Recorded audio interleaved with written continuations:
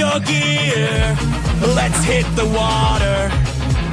Paddle and fin where the vibe gets hotter. Kayak fishing, straight talk, hear the stories unfold.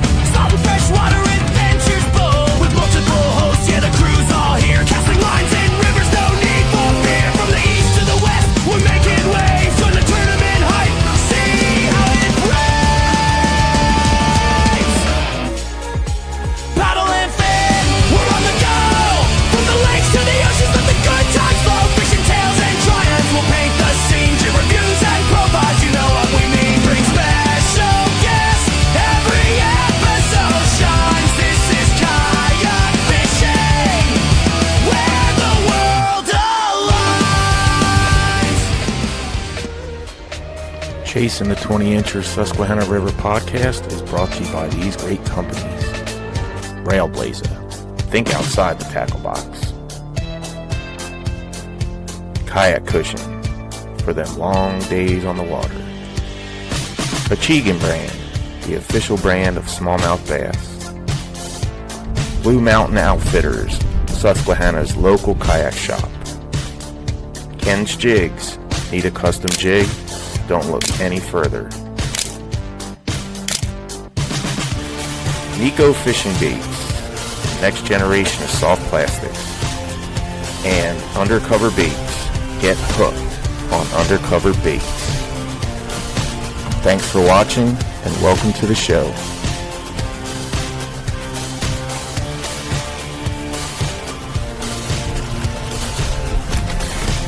That's 20. That is a 20. Hey, Sean, what's going on, brother? Not much, Carlisle. How are you, my friend? Oh, I'm doing well. I think I was screamed at today for a little bit. That was a 20, and it was a 19. It was such a fat fish, man. It was awesome. That was a pretty fish, I gotta say. I was out yesterday, and I think my biggest was 17, but nowhere near as chunky as the one that you caught, man. That was nice. Oh man, I love spring fishing. It's the fish fight so hard. They're so fat. It's like, man, I don't want it to ever go away. It's just I want it to be springtime all the time. Yeah, definitely it ups your chances of finding a big one for sure. Yeah. Let's see who's watching. Michael Bradley. Michael Bradley's in the house. What's up, Michael? Always the first one to chime in there. Scotty Hepner, what's up, buddy? I got to launch with and talk to him last weekend at the Bass Nation, PA Bass Nation tournament. I pulled up next to him. I was a little late to the boat ramp. I didn't even realize it was him until we started talking. And Scotty's a really cool dude, really good guy. He always watches a podcast, always posts photos on the Facebook page, and I kind of got to get to know him a little bit Saturday as we were launching stuff. So it was cool to see him. So Scotty, if you're still listening, good to meet you, brother. Jeff Riddle, let's go. Yeah, let's go. Let's go. Yeah, we got a bunch of things to go over. I added the Juniata River onto the river levels this podcast because I feel like that should be a part of what we do, Sean. Which gauge did you do on June? Oh, Newport. I see it. Newport. Okay. And then also for the Achigan photos, we got 19 people in this week for the photos. So I numbered all the photos. So we're going to have our listeners pick the winner in the comments. So when we're going through the photos, guys, if you see a photo you like or love or whatever, put the number in the comments and they will get a $50 gift card from Achigan Brand. Free the fighter. Yeah, baby. Thanks to them. Yeah, they do some great stuff. All right. Well, we have a really special episode this week. We have Andy Bowman in the green room.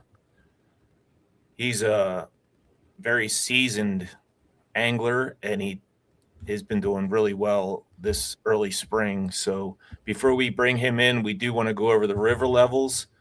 The river levels are brought to you by Railblazer. Think outside the tackle box. Go ahead, Sean. Why don't you start it off? All right, we're going to start off with Harrisburg, and looks like Harrisburg is dropping. And how was it when you were out there today, Carlisle? Um, it was moving pretty good today. Little stain in the water. I want to say 580 is about right because it was moving pretty good, even though we're on the down spiral. But we're on a down spiral from 9 feet. I was going So to say, yeah. So anything going down is going to be good. yep. And then we have Lewisburg, the West Branch.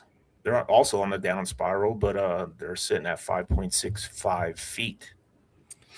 All right, next up we have Towanda on the North Branch. They are also trending downwards, sitting at 4.17 feet. Yep. And then we have Marietta. Marietta is sitting at 38.81 feet and also heading down. And lastly, we'll have new to this week, the Juniata River at Newport, and they are sitting at 4.56 feet.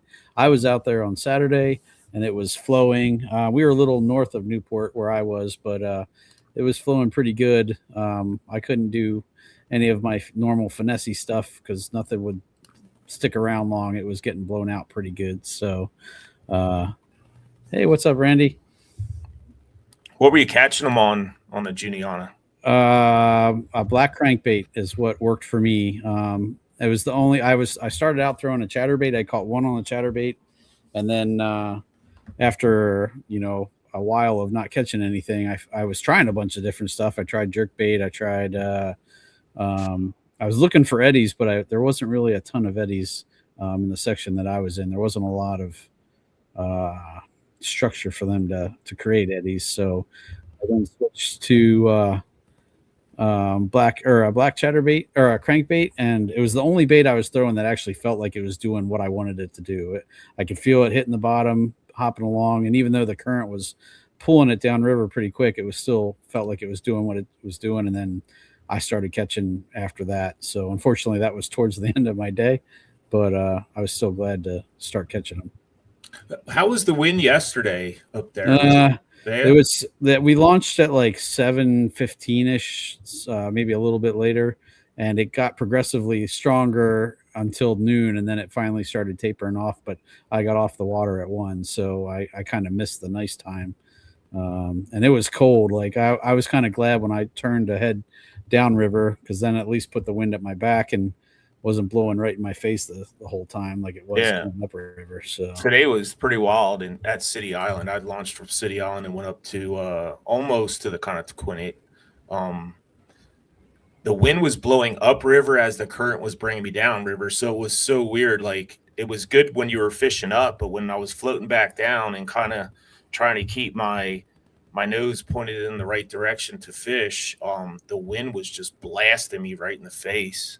Usually that makes it choppy too when the wind's going against the current. Yeah, it was. That usually choppy. turns it into a washing machine, unfortunately. So yeah. So all right. Well, since we did the river levels, why don't we get into one of our favorite segments, the Achigan Brand Photos of the Week. Now, what we're going to do, guys, the people that are watching right now, we have about 15 watching live. We have every photo numbered, and we're going to let you guys, the audience, pick the winner of the $50 gift card from Achigan Brand. We're going to start off with Cody Brashear is number 1. And nice smallmouth. Yeah, I love when they have them black marks. I was just going to say, it's got that the inky spot on it. So yeah, nice. So that's number 1. Cody, thanks. Next up, number 2 is going to be Bill Parker with a muskie, it looks like. Yeah. So that's kind of cool. The fish of 10,000 casts. Heck yeah. And then we have Jason Young, number 3. And I think you were fishing with him yesterday. I was fishing with him when he caught that one, I'm pretty sure. So, Jason, thanks for hanging out with me, bud. That was a fun time. And it's a nice fish. Good to hit the water with you. Yeah, nice fish. Thanks for sending that in. All right. That was number 3. Number 4 is going to be our good buddy Charlie Rustler. And another nice smallie. This is the time of year where like all these pictures are just nice quality. Well, except for the muskie, and we'll see a little bit later. We have a couple other species here.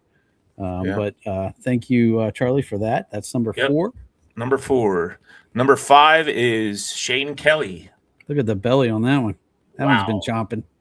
That's a big fish right there. Yes, it is. That's number 5, Shane Kelly. Thanks for sending that in. We appreciate it. And number 6 is going to be Brian Boggin. And that's a healthy tank too.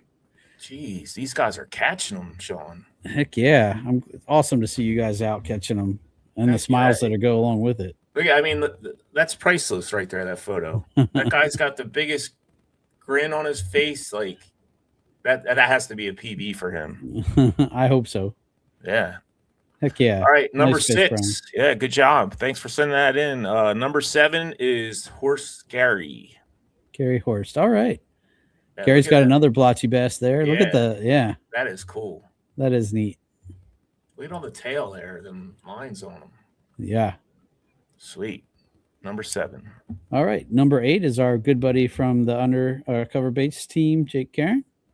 Jake has been we've been watching videos in our little group chat, and Jake's been posting a bunch of catches. So awesome to see Jake out there. Yeah. Nice fish, bud. Nice fish. That's number 8. Number 9 is Stephen Howard.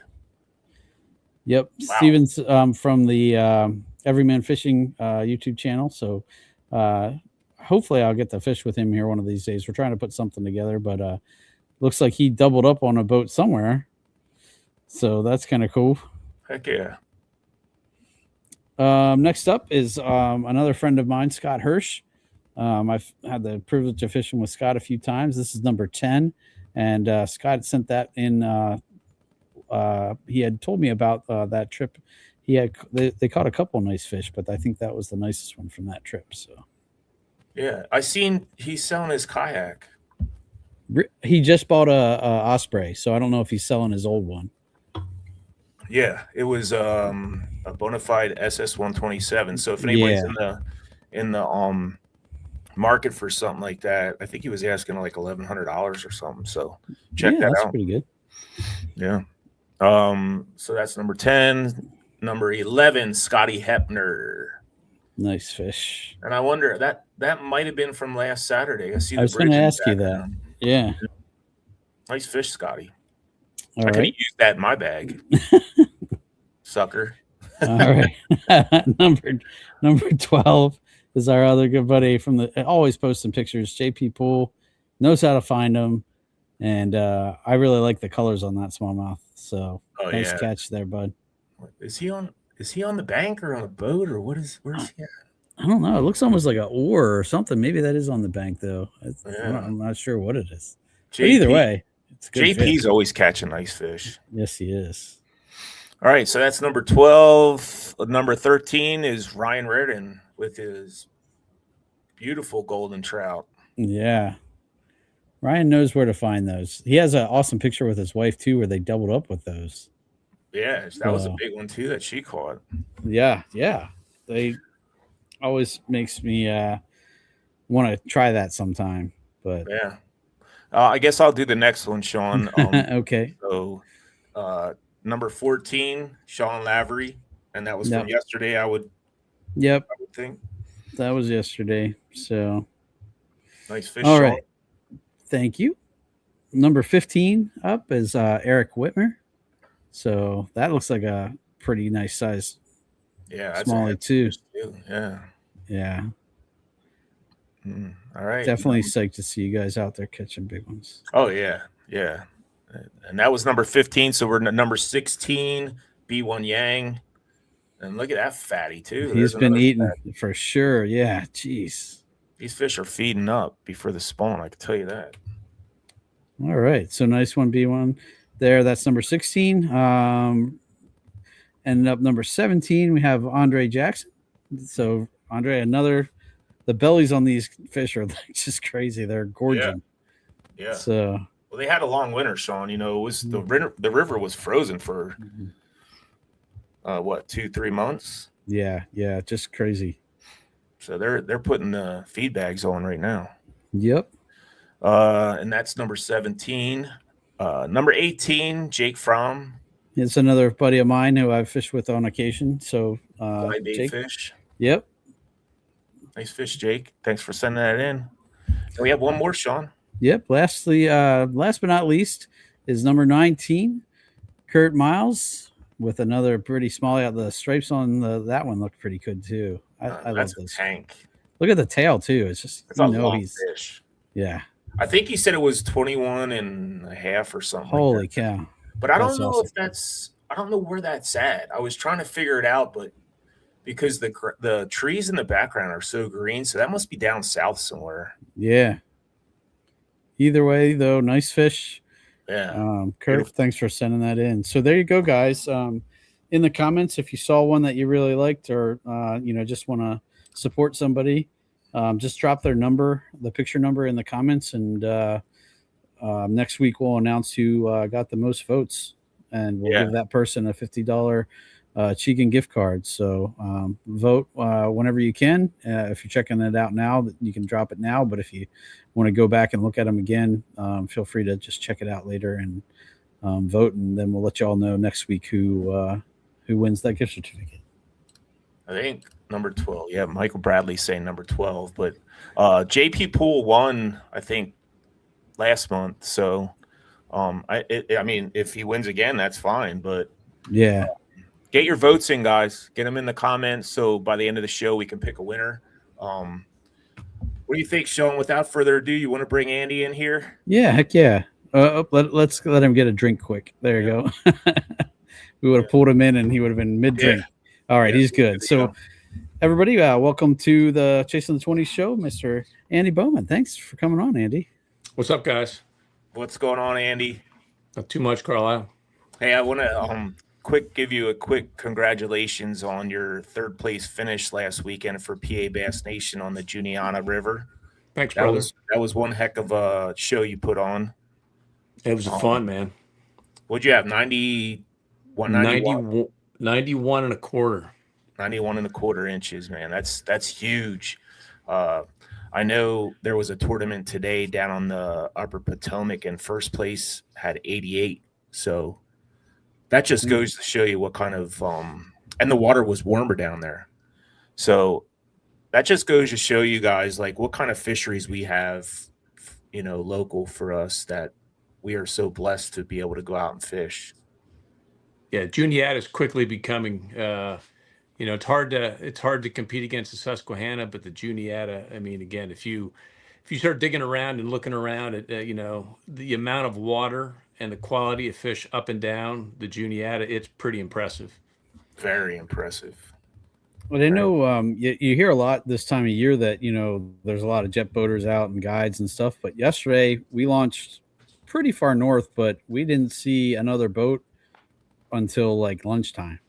So when I passed the sheets in Duncannon, I saw a guide boat sitting there. I don't know where they were headed, but they didn't go where we went. So it was kind of nice. We had the river mostly to ourselves. You get off the beaten path. You get away from some of the, the popular launches. Get away from Howe. Get away from Amity. And I've been out again this spring, hitting a half dozen different launches, including some of those busy ones. But I'll tell you what, getting a little bit isolated water, maybe not as many fish, but the quality of fish is still there, up and down. Yeah, and for the. Before we get really into it, Andy, why don't you kind of introduce yourself to the people that are listening? Get into kind of how long you've been fishing, and you do a lot of winter fishing and stuff like that. So why don't you go ahead and introduce yourself to the crowd watching? Sure, I appreciate it. Kayak fishing for me. Tournament fishing 2020 was my first. But before that, my first kayak was 2012. I got a Jackson Kilroy. I live in Lancaster, so Conestoga's real close to me. And you have some family members that bass fish. I grew up an outdoorsman, hunting, trapping, fishing up in Schuylkill County. But bass fishing was foreign to me until I got down here My wife's cousins are huge smallmouth fishermen on the river, especially up in North and West Branch. And I got the bug a couple years ago, and I know I mentioned to Carlisle on Saturday at the awards. He said it, and I said it at the same time. Like, this is a problem. Like, we're addicted to this. Yeah. It is. I've pretty much stopped most of my other outdoor activities. I don't hunt it nearly as much as I used to. I haven't trapped in a couple years, and smallmouth river bass fishing. All bass fishing, but this especially is something that just has been, certainly has become a passion of mine. Yeah. How is the Conestoga? I've looked at it before a lot, and I've never fished it. Smaller fish, again, if you catch a 15, 16-inch, smallmouth on the Conestoga, that's a giant. And again, it's where I live. It's really it's close, but I'd rather drive an hour to the Juniata than 10 minutes to the Conestoga. Just that potential for bigger fish, more fish. If I only have a little bit of time, on occasion I'll go to the Conestoga, but the vast majority of my time is out on the Susquehanna on the Juniata. 2020 was my first year tournament fishing. I went out, didn't know anything. And as luck would have it, I met Russell Johnson not knowing who he was. But Hammer, Western PA Hammer, I met him at the launch, had the wrong identifier. I had the wrong board at a hog trough. And, so 5 a.m. on a random Saturday morning in the fall. And he was super nice. He goes, "Hey, man, wrong identifier, wrong board. I have a buddy downriver. Drive down." I was at Hoover's Island with Russ. He goes, "Go down to Montongo. My buddy Chad's down there. He'll give you a catch board." I went down, grabbed the board, came back. He gave me an identifier. And from that point forward, I was like, this group is different, and from that point forward, I met guys like yourself, Mickey Forsch, you name it, John Lenker. I mean, John and I, we fished a lot of tournaments together. We always seem to end up at the same launch, or when I saw his name pop up on the leaderboard here the night before, I knew that he likely would contend because he's one heck of a fisherman. Heck yeah. Jonathan So, Lincoln. I've been addicted ever since 2020 in the fall, and sort of the ebbs and flows. I have 3 kids in college. I have two in college. One a senior in high school, will be in college in the fall. So trying to navigate all of those commitments, and the schedule is a little bit challenging. But when I get the ability, I mean, the family's super supportive. I get out, so I'm going out Wednesday. Have some flexibility with my work. So Kyle Wamsley and I are going out Wednesday back to Juniata, looking to crack them. Oh, he's another Nice, scary one, nice. man. To be in tournaments, he's a hammer too. He's good. Yeah, he's an Eastern, kayak anglers, Eastern PA guy. Very good fisherman, very methodical. His brother Greg, who won a lower Susky event a couple years ago. Greg and I worked together, so he and I fished quite a bit as well. Oh, cool. Nice. Yeah, going back to what you were saying about you don't trap and hunt as much as you used to because smallmouth bass took over your life pretty much. The same thing happened to me. I used to be a huge spring turkey hunter in the spring, and ever since I've been hooked on smallmouth bass, it's just I get out maybe once or twice a year for turkeys, and that's it. Yeah. Not turkeys, but smallmouth have taken over my life as far as when I have time to pursue them. I got to credit Mickey too with kind of showing me the ropes of winter fishing a little bit. I was very intimidated by it and had gone out a few times by myself, and I was like, this is terrible. I struggled mightily, and he kind of showed me some of the things that he does, and got me comfortable with going out when it's that cold, because it can be a little sketchy, especially, I mean, you want to make sure you have the right equipment, like dry suit and all that fun stuff. But I credit with him with helping me with that. And I definitely don't have anywhere near a 4-year stretch of bass every month, but I was able to do it last year. I was able to catch one every month, and this year without my back surgery put a dent in that. But most of the months that I was able to go out, I was able to catch at least one. So, but that would never even been possible without Mickey showing me, kind of the ropes of winter fishing a little bit. Yeah, I mean that's huge, Andy. You said you went 4 years catching a fish every month of the year for 4 years. Yeah, last year it was broke in the the last 2 winters we've had the deep freeze with the ice over our rivers. So it would be January of 25 is when it was broken, when everything froze up. I got down on the lower Conestoga where it dumps into the Susquehanna on the last day of January. I had some open water and I caught 2 carp. Each time I thought I was set, you got it. and ended up with a carp each day. So yeah, I broke it then, and obviously this year I got out in December. That picture, that I gave to you, Carlisle, was from early was from that was from early January, and then everything froze up, and then didn't get back out again until early March. It wasn't February. I think it was early March. It might have been February till everything broke loose. I mean, it gets a little sketchy. I was nervous about getting on any water that was moving with all that ice because you never know what's coming from upriver. Yeah, you don't want to be like the Titanic. No, it ain't that important. But I have a video Mickey took of me dodging icebergs one time. Yeah, that's always fun. I remember being out there. I think it was 2 years ago, where half of the river was frozen and the other half was open. So I'm cruising along, and there's frozen ice on the other side, and there's open water, and I'm catching them on a blade bait. It was freaking awesome. That's awesome. I was out with Jeff Little. I took a day, and I think Sean may have done this as well with Jeff. Went out and for me, instead of buying a new rod and reel, I spent some money on some education, and I took a day here in December and went out on the river with Jeff. I needed proof of concept. I just needed to get some confidence in some of the winter tactics. You ask my buddies, one of the things I lack is patience at times. In the summertime, I'm a pretty fast, aggressive power fisherman.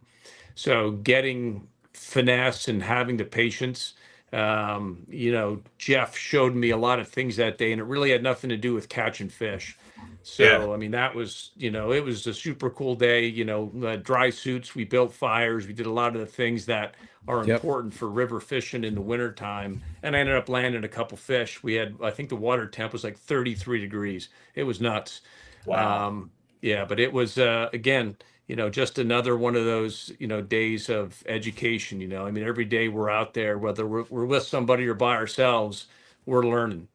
The nuance to the water, looking at the weather, looking at river levels, the clarity of the water, watching the foam, as Jeff Little would say. I mean, there's, before we got on the air here, just talking about, sharing juice and talking about lures. The way I look at that is I'm looking to help educate. I don't have any, delusions of grandeur, like I'm going to be, doing something, on the tournament scene, so I don't mind sharing. I know, everybody that I've fished with and everybody that I've asked for help from, I've gotten a lot of help. Again, talking about Russell Johnson, talking about, guys like Jody Queen don't have to help, guys like us. And I've been surprised at how remarkably open, the vast majority of people are that do this. Yeah. I mean, here's the thing. I have a YouTube channel that has 191 videos on it. If somebody really wants to, learn the river or anything like that, or try to fish the spots that I fish, go ahead. There's plenty of fish on that river that I could go anywhere. I could go at any boat ramp at any time, catch fish. Yeah. It's and those fish are moving constantly. So it's not like a secret little honey hole,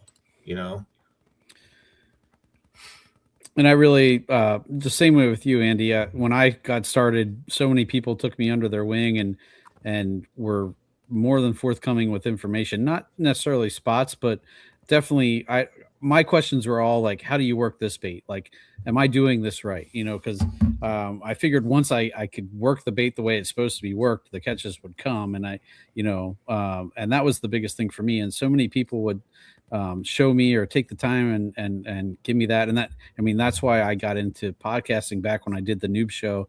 Was I just wanted to learn, and I figured the best way to learn was to talk to people. And talking to people like Jody Queen and Drew Gregory, and they're so willing to share what works for them and how they what their methodologies are, how they prepare, and all that stuff. And I was able to grow my knowledge exponentially over a few short years. So now I feel like I need to at least return the favor, and that's why I'm more than happy to share what I know and what works for me, and if I can help other people get the same bug that I've caught, that makes me happy. 100%. I mean, again, yeah, Carlisle said beforehand about sharing the juice. I'm all about it, man. I mean, again, I have some buddies that'll roll their eyes, but I really don't think, to what you just said, Sean. It's about education. This community is just different. We're not fishing for $100,000. We're fishing for, it's more bragging rights. Like we have, my buddies and I, we've, jokingly coined ourselves Team Jabroni. We've done some dumb things and, have, done a series of, comedy of errors throughout the years. So we're always, it's bragging rights. If we can go out and, one up each other, at the end of the day, we want all of us to do well. But if one of us comes out on top, it's bragging rights till we get out again, and that's it. Then we go share a beer and a meal and laugh it off, and we can't wait till the next time. Yeah. Yeah. I think I started fishing tournaments the same time you did, Andy. And I remember my first tournament I launched out of City Island. It was for a no limit power hour. And I figured I'm just going to go out there and just try to catch some fish and have some fun, see what this is all about. And I think I caught one 15-incher. And after I caught that 15-incher, I called my wife and I was like, "Oh man, I think I got the biggest fish of the hour." I was so excited, and I've been addicted ever since. And I know every time I see Andy Bowman's name on the list, before the tournament starts, I'm always thinking that's scary, because I know Andy can fish, and you came a long way, Andy, man. I really want to congratulate you with your accomplishments, and I'm looking forward to competing against you in the future. 100%. I love it. It's such an addicting sport, and to be where we live. I mean, we got one of the greatest smallmouth rivers in the world here. And I'm only 45 minutes away, really, from Harrisburg, so an hour from the Juniata, and I fished all over the Susquehanna, and it's such an amazing place, man. 100%. Yeah. This again, March has become, it's the month. Again, I go back to John Lenker again. A couple years ago, when I was just getting into it, we were talking at the ramp one morning, because again, we always seem to end up at the same ramp, and he mentioned March, and I had done some March fishing, but not like, I was like, okay, well, I think 3 years ago, I started going out in March a lot. Like, I'll say vacation time, and this March, winning that monthly, a lot of it was due to the amount of time I put on the water. Because it is such a magical time. Early March can be a little sketchy until things warm up. But still, I mean, if you put in the time, it is such a cool time as those fish start to turn on. You watch the temperature of the water start to go up, and you can just, through those weeks of March, see things just happening. And this year, I was telling a buddy yesterday, so far through March and 1 week April, I have 40 fish over 17 inches in the month of March, awesome. And 1 week in April. And it's just, awesome. And a lot of that's just attributed to the amount of time and the willingness of these fish to eat this time of year. That's awesome, man. Yeah, let's go back to that monthly. Was that for February or March? That was March. That was March. Yeah, it was Was that for what trail was that for? Slay Nation. Slay Nation, yeah, that's right. You and Mickey Forbes kind of battled it out there at the end. Yeah, I it know was a hoot.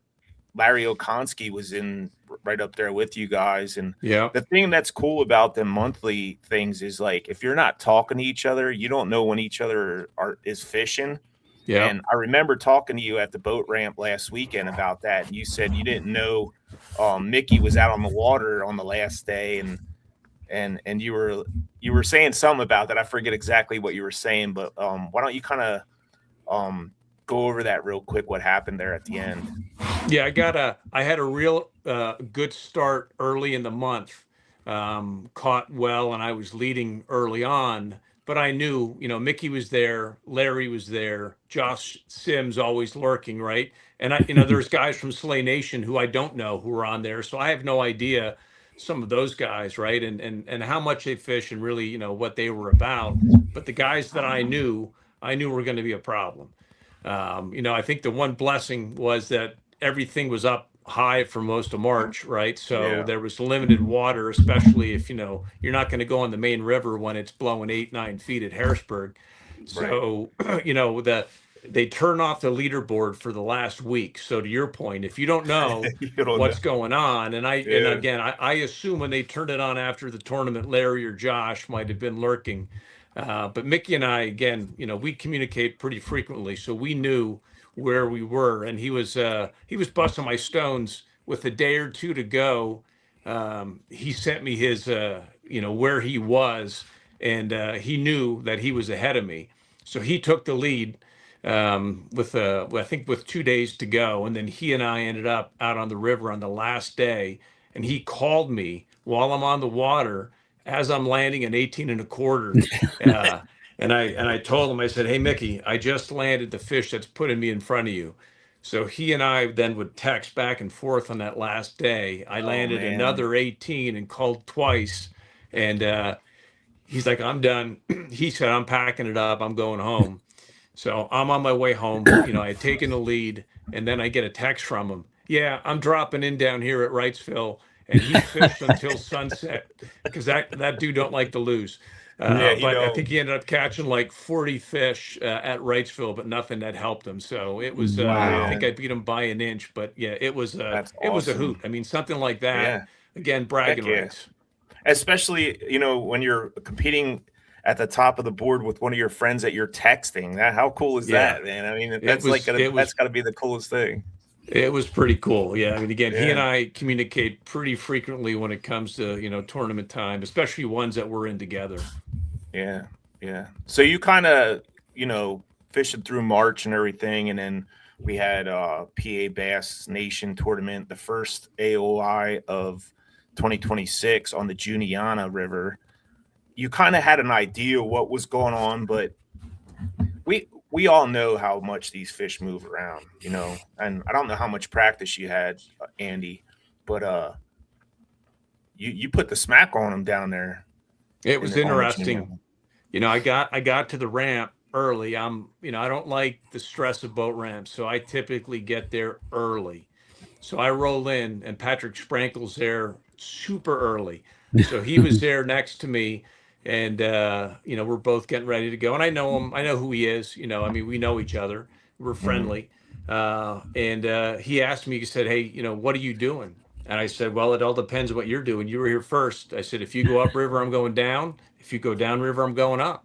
He said, "That's cool." He goes, "I'm going upriver," which is what I wanted to do because I was more comfortable with that. But I also had water downriver from the ramp, and it turned out to be a blessing. Yeah. I went downriver and I struggled for the first hour, again, doing what I had done all through March, which was a lot of it was throwing, again, a black and brown jig, right, with a craw trailer with a little bit of scent on it, right? Again, bushy, right? A lot of silicone. And then once the water would get a little bit clear, I do hand tie some of these ones that actually have like living rubber and silicone and a smaller craw. And that was the juice in March for me. I caught most of my fish doing that. And again, not dead sticking it, being somewhat aggressive with it, bouncing it off the bottom. And so March 31st, I think, was a Tuesday. That ended that month long, and I didn't fish until the tournament on whatever that day was there, for Last PA weekend. Bass. Yep. Yeah, so it was 5 days or so, and a lot can change in 5 days. Oh yeah. So I started the tournament, fishing what I had done for that monthly, and it wasn't working at all. So the first hour of that tournament, I didn't have a fish. I had a couple bites. I started throwing the spinnerbait with a paddle tail on the back, a white spinnerbait with a white paddle tail. Had a couple hard hits. Had one fish hooked. He may have just been holding on to the trailer. I don't know. I didn't land him. And I was a little frustrated, in years past, I probably would have spun out, but I was like, okay, take a breath. It's an hour. I start floating down river, and I see there were two young guys that had launched with me. Didn't know them, but they were doing a float down river. And I'm looking at the guys, and I'm always, again, looking at what others are doing, right? Not trying to steal anything, but this kid landed a fish out in the middle of the river in shallow current, and the light bulb went off. I'm like, all right, well, the pockets that I was, that I had been fishing in March, they just weren't there. They were moving, right? They were getting out into the water, starting to feed heavy. And I said, all right. So I didn't know what he was throwing, but I saw where he was throwing. So I put the jig away, I put the spinner bait away, and I had a flat side on one of my, that was one, again, carried 5 rods with me that day. And first cast with the flat side, just randomly, just to be sure everything was set up, and I landed a fish. I landed like a 15-inch fish at nowhere, right? So I was like, okay, again, big light bulb, right? So put him on the board. I think it was, I forget, 14 inches, something like that. It was one of the ones that I called fairly early. And from that point forward, it was game on. The flat side was it. That was the juice for me. Now, I know others, I talked to guys afterwards, the chatterbait seemed to be, the thing for quite a few guys. I know Josh Sims and John Lenker, the chatterbait was it for those guys. And it used to be my juice for a lot of years, and I've sort of lost confidence in the chatterbait some. It just gets thrown a lot. And that flat side, shallow current, I was finding them in shallow current, both on sort of shoreline eddies, but I was also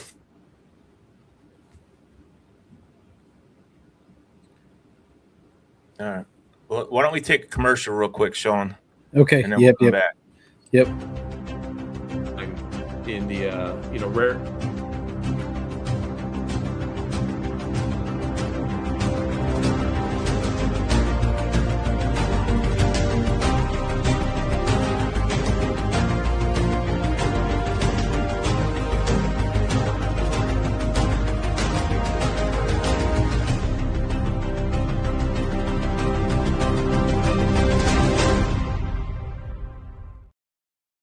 All right. Sorry about that. Andy, you froze up a little bit, so we went to a commercial break. Yeah, no worries. You were saying about the eddies and stuff like that, and then you froze up. So why don't you kind of start off where you finished there? Yeah, sure. Now, where I was finding fish was in shallow current, both along shoreline eddies, out away in the faster water, and then mid-river. So I found, I got in this little milk run where I had a couple islands and then a couple shoreline eddies that it was basically just a big loop that I made then for the rest of the day. I would, drop down off the bottom of an island, hit some shoreline eddies, and work my way back up. And I just did that. I ended up, again, I stopped counting. I was somewhere between 30 and 40 fish before the day was out. And, got lucky with a handful of good ones, like we talked about earlier, Sean. Sometimes you get them, sometimes you don't. I mean, there were people, I know Adam Milstead was not too far away from me. He was just upriver from me. I'm not sure what he was throwing. I saw another guy that I don't know. There weren't too many people around. There was quite a few boats around me. But that was it. I mean, it was incredible, and I fished clean. I didn't lose a fish. I had that one in the morning hooked, but didn't get them. Again, it could have been just on the trailer. but every fish that I hooked with that, with that flat side crank was it. And such a cool. It was cool to do well, but it was even more cool to be able to adapt. And that's Yeah, something a couple that's years really ago. cool.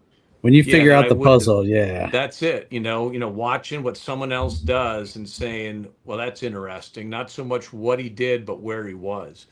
Yeah, And so that was super rewarding to have a game plan and throw it away and realize that just wasn't it. And the next day it could have been something completely different. oh yeah, absolutely. What's your setups for throwing that jig and for throwing that flat slide crankbait? Well, the jig, I have a Falcon. It's a drop shot rod. I have a Vanford that I use for that. Again, I'm a straight fluoro guy. Straight I've fluoro. tried. Yeah, I'm an 8 pound. I made a mistake here in that March monthly. I had 6 pound fluoro tied on when I was out in the winter in the super clear water. And Jeff Little was looking at me like, dude, yeah, I wouldn't be throwing 6 pound. And I said, yeah, He told well, me the same thing. Yeah. yeah. So, and it was interesting. So I still had 6 on that reel for the March monthly, and I snapped off a big one. Don't know what it was, but it was big. And that was the 6 pound. So I came home that night, unspooled that 6 pound, and put 8 pound on. So Yeah. yeah, I'm straight fluoro except for top water. I throw co-poly. But everything that I throw is fluorocarbon. I love the feel. I have buddies that have fish braid to fluoroliters, and I've tried it with the river and the rocks, and every bounce is a bite. For me, I just can't adapt to that. So and the crankbait, I'm still searching for that good. I would obviously prefer to throw it on casting gear. But trying to find, if there's a little bit of wind, it's problematic trying to throw it because it's fairly light. So I throw that on a little bit stiffer rod. But that again for that flat side, I'm throwing that on spinning gear as well. Bigger cranks, I have a nice casting setup. But And the yeah, same is that the same 8 pound fluorocarbon? yeah, Oh wow, yeah. that's wild. Hey, it works for Yeah. you. Yeah, I mean, again, moving baits, typically I'm throwing 12 pound fluoro, chatter baits, spinner baits, anywhere from 12 to 15 pound. 15's been where, again, summertime, power fishing, 15 pound fluoro, and then 20 pound. I've been toying with large swim baits and some glide baits. I started doing that last spring. One other bait that caught for me in that monthly was a 6 inch, this new Z-Man Swag LT. That thing is awesome. I have it again, bone colored, with that Yeah. top hook. That Is that the thing line is through? line through. Yeah, and I Yeah. like the top hook, right? Especially in the river without, Yeah. no treble off the bottom. I've Less caught a snags. good number of, yeah, I've caught a good number off with that here this spring, and those things have been, devouring it where, that hook's like, buried in the top of their mouth. So that's another thing that, again, that's really, it's hard to commit a whole day to that, sitting in a kayak, chucking a 6 inch swim bait or a big glide. But Yeah.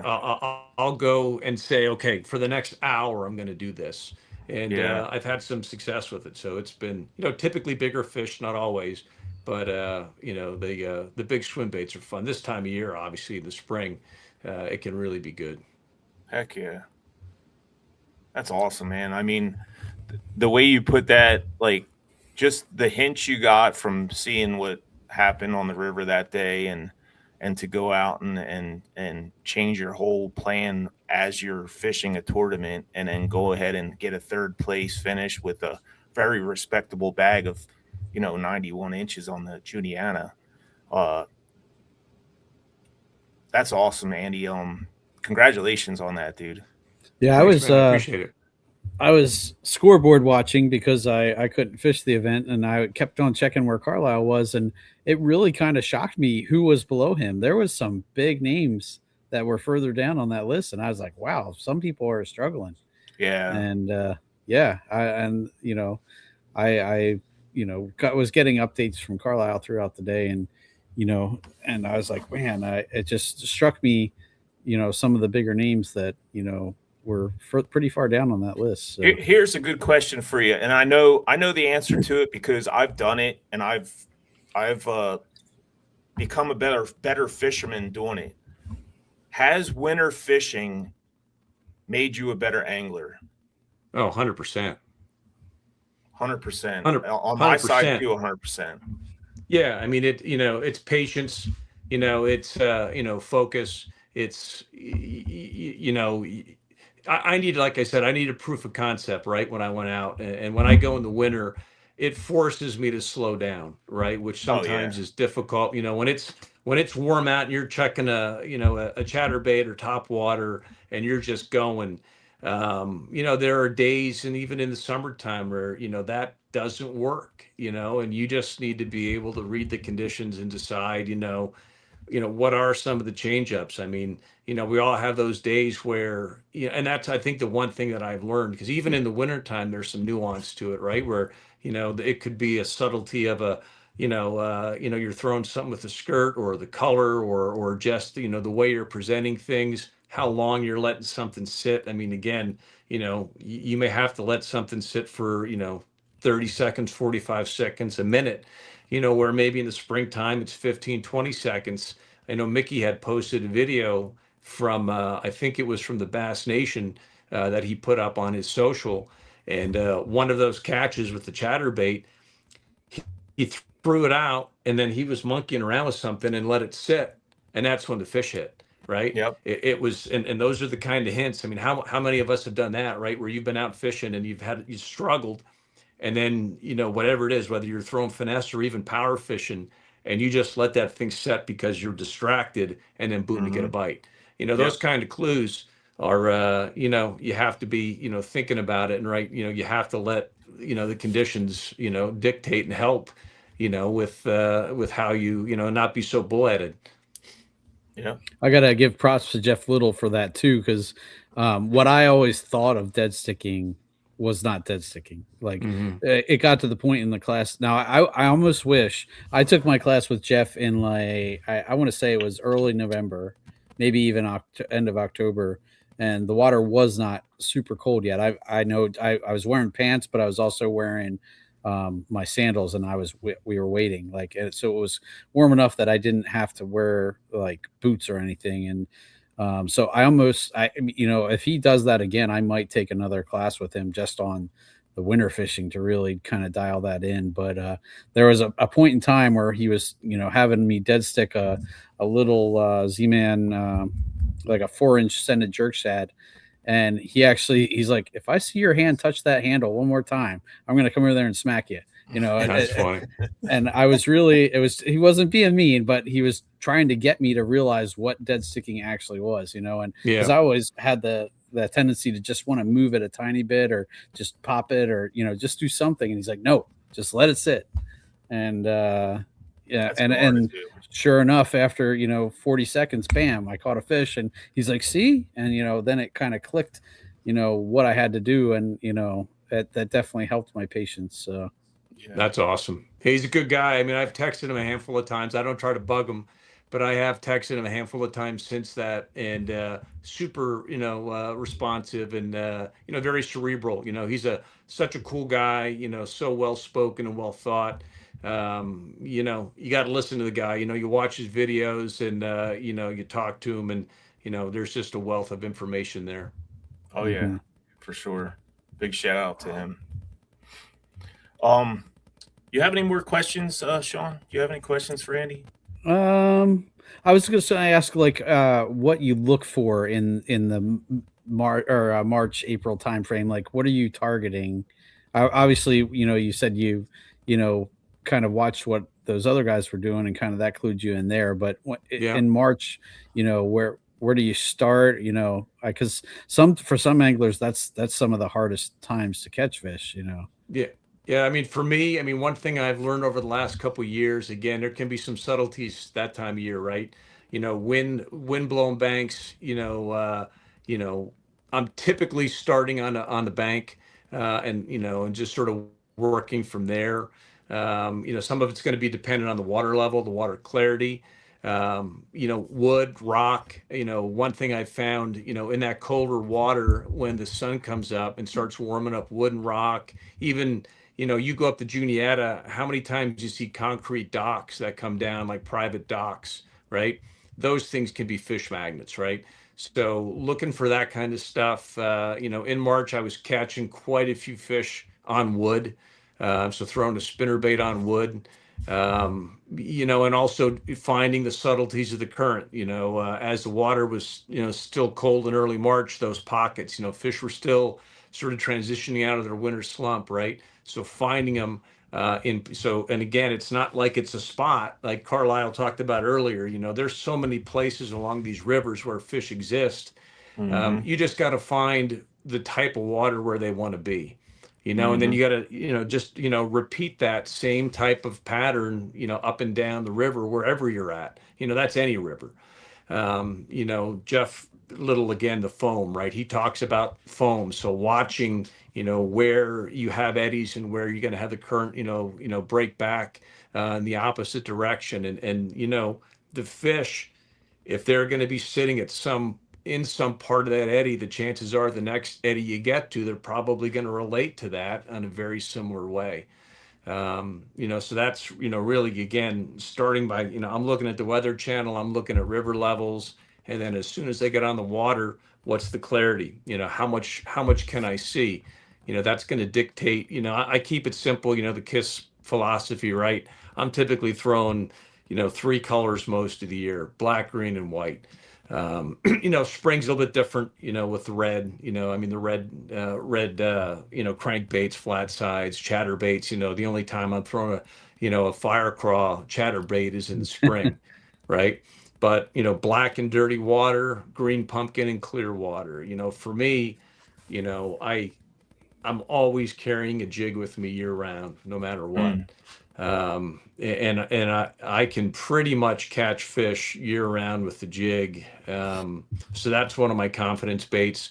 Even though I can be impatient, I have enough confidence in a jig that I will, I'll stick with that maybe longer than I should sometimes. But it's a solid performer on the rivers around you can't here go wrong with the jig. crayfish trailer. Yeah. That's awesome, Andy. And when I did see you at the boat ramp after the tournament, I noticed you got a new trailer. That's a couple years old, but that Is thing it? it's a couple years old. I got that down in North Carolina on the Water Innovations.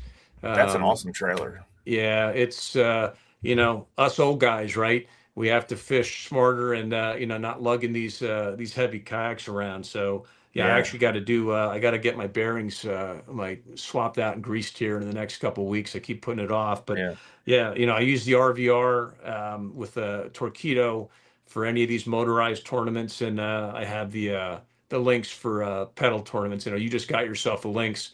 Yep.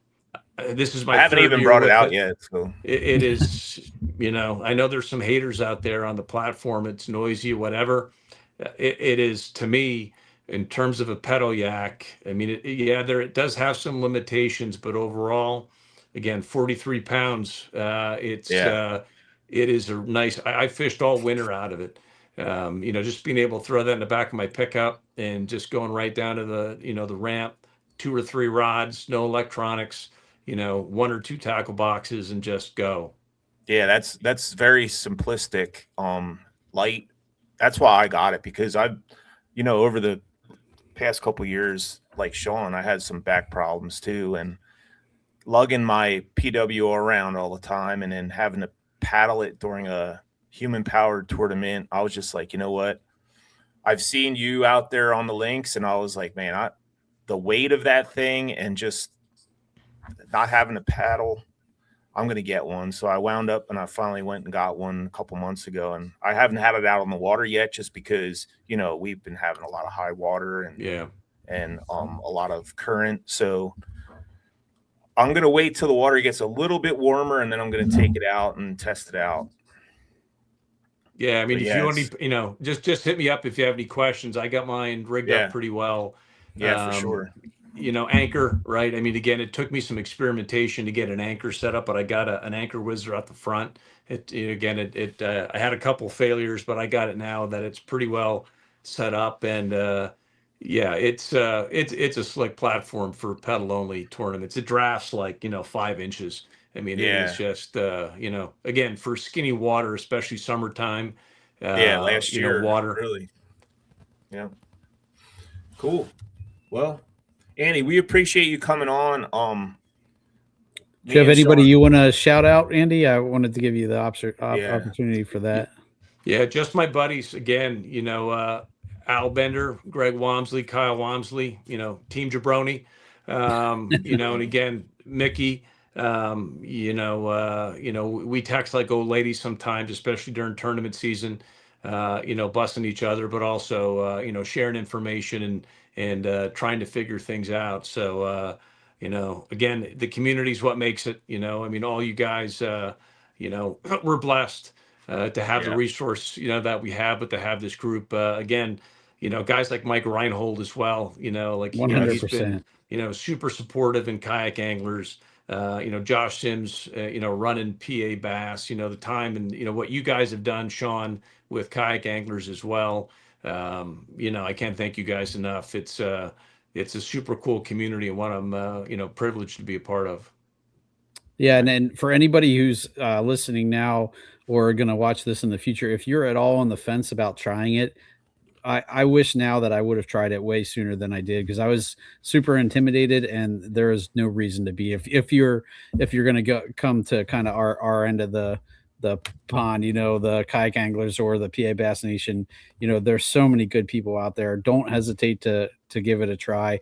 Even the judges are super cool, though. I mean, if they see you doing something blatantly wrong, they're going to shoot you a text or call you and just say, hey, just so you know, your identifier is not in this picture. You need to watch that, or they'll help you out. It's not like, they're just going to come crashing down on you. It's not at all like that. So if you're at all on the fence about trying it, give it a try. If you have questions, reach out to any of us, and we'll definitely, do our best to get you comfortable with giving it a shot. Yeah, I'm all about the education and helping the younger guys and gals that are out there. Always looking to help get more people doing it. Yeah, and I would suggest, if you are trying to get into kayak tournament, start off with the human powered. 100%. Just get out there on the water and get the feel for it. And if you're interested, we do have a schedule for 2026 right here for kayak anglers of Central PA. May 23rd, Upper Chesapeake Bay, June 14th, Juniata River, July 25th, Lower Susquehanna, August 9th. We have our charity event on Lake Redmond. That's always a fun time. August 22nd, Susquehanna North and West branches. And then September 5th, our signature event would be the Juniata and the Middle Susky. So if you want, go to kayakanglers.com and check out Central PA and get signed up. I'll be there this year. I'm hoping to do a couple of those. Again, family schedule is going to keep me from some of them, but I missed out on a lot of the kayak anglers events last year. I missed, not participating as much in, the team championship at the end of the year. I did that a couple of years, which was a hoot. That's fun.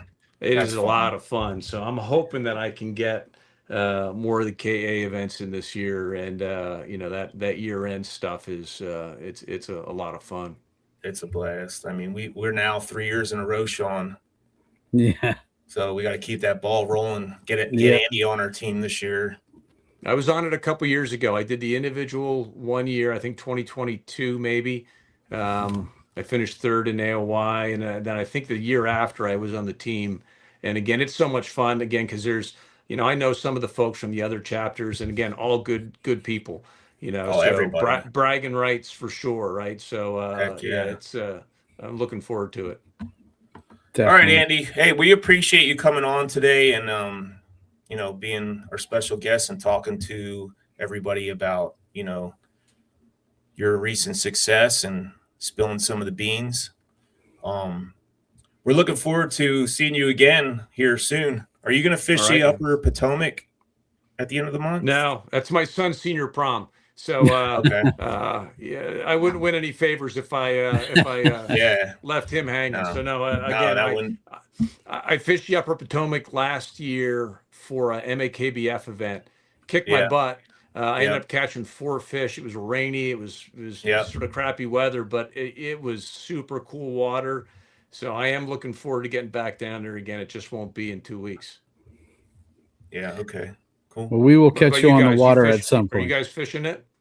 I am. think Yeah. so. Yeah. I think so. Yep. I I'll be fished it watching. last year. Same deal. You know, it was raining, and it's a cool place though. It's like a miniature Susquehanna.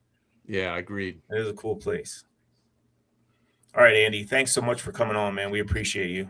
All right, guys. Looking forward to sharing the water with you, bud. Absolutely. Take care. Keep See it up. ya. All right, Carlisle.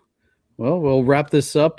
Guys, thanks so much for tuning in for another episode. Anything you wanted to add, Carlisle? Or at the end? Yeah, I want to give a shout out to I just picked this up yesterday. A couple of mine that are friends of mine. I did their wedding. I did their photography for their wedding a couple years ago. They started a business. It's called the Bug Shed, and they took care of this for me. I mean, it's pretty much flawless. They did the skull mount for me. It's called a European mount. $120. That's really So pretty. check them out. They're located in Columbia. Really cool people. They have a really good deal going on there. I think the wife is actually getting into taxidermist, so she's trying to get her license or whatever. But they do European mounts, and I mean, for $120, it's one heck of a job. So I just wanted to give them a shout out. Nice. Other than that, Sean, looking forward to the next couple weeks with some of the tournaments we got coming up and some of the fun fishing.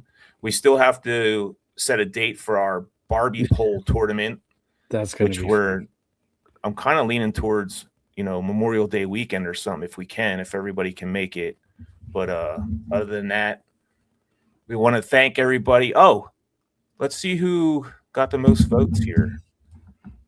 12, 19, 11. That's all we got right now. So if you're still listening and you watched the photos in the beginning, we need a winner.